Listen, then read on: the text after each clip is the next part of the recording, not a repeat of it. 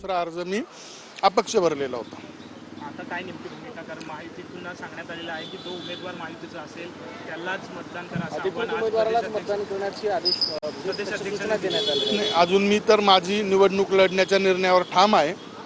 आता आज मला गिरीश भाऊ भेटणार आहे, त्यांनी मला त्या ठिकाणी बोलवलेलं आहे।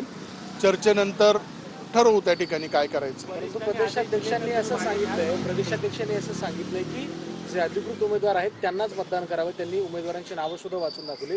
त्यासोबतच जे उमेदवाराला मतदान करणार आहेत किंवा बंडखोर असतील त्यांच्यावर कारवाईचा सुद्धा बडगा उगारला जाईल असं सुद्धा या निवडणुकीमध्ये व्हीप लागू होत नाही, त्यामुळे कोण कोणावर कारवाई करायची तो विषय नंतरचा आहे। पण या ठिकाणी या निवडणुकीमध्ये व्हीप लागू होत नाही, त्यामुळे निश्चितपणे माझाही कालपासून 350-400 नगरसेवकांचे त्या ठिकाणी फोन आले। टोटल मतदार 619 आहे, त्यामुळे मी पण माझ्या लढण्याच्या निर्णयावर ठाम आहे।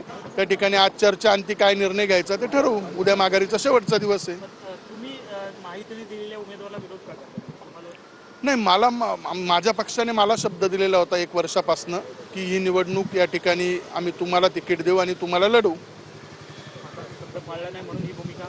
नाही, शब्द पाळण्यापेक्षा महायुती झाली आणि युतीमध्ये सर्व उमेदवार दिले, पण त्या ठिकाणी मला निवडणूक लढण्याची मी 1 वर्षापासून तयारी करत होतो, त्यामुळे आता मी लढण्यावर ठाम आहे। आपल्या बंधूंनी देखील अर्ज भरलेला आहे, ते पण म्हणत आहेत माघार घेणार नाही। दोघांपैकी एक अर्ज मागे घेणार आहे की दोघंही लढणार? नाही, एक जण अर्ज मागे घेईल ना, त्या ठिकाणी एकच जण निवडणूक लढेल असं ठरलेलं नाही। ठरलेलं आहे, त्याला पण शंका वाटत होतो नाही का उद्या माझ्यावर दबाव जर आला तर, त्यामुळे तो पण 1 वर्षापासून त्या ठिकाणी जिल्ह्यामध्ये मेहनत घेत होता, काम करत होता, त्यामुळे त्या ठिकाणी त्याने फॉर्म भरला।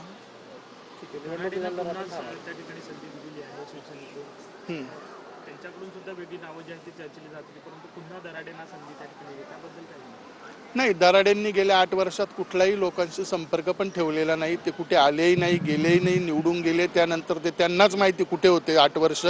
आणि आता नवीन निवडणुकीच्या जर तोंडावर त्यांना परत उमेदवारी दिली तर त्या ठिकाणी मोठ्या प्रमाणावर मतदारांमध्ये नाराजी आहे आणि त्याचा निश्चितपणे मला फायदा होईल। पण आपले बंधू पण म्हणत आहेत की मी माघार घेणार नाही आहे। मग आता नेमकं माघार कोण घेणार दोघांपैकी? नाही, दोघांमध्ये ठरवू ना की मला विड्रॉल घ्यावी लागली तर तो उभा राहील।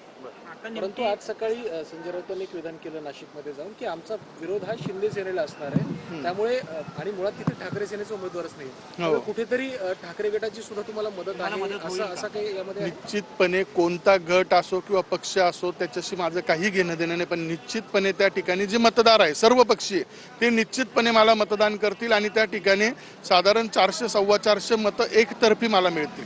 आता नेमकी भूमिका काय असणार आहे, कारण उद्या शेवटचा दिवस आहे? नाही, आता मी चर्चा करण्यासाठी आलेलो आहे, चर्चा करून संध्याकाळपर्यंत निर्णय ठरवू। चालेल, थँक्यू। थोडं विज्युअल्स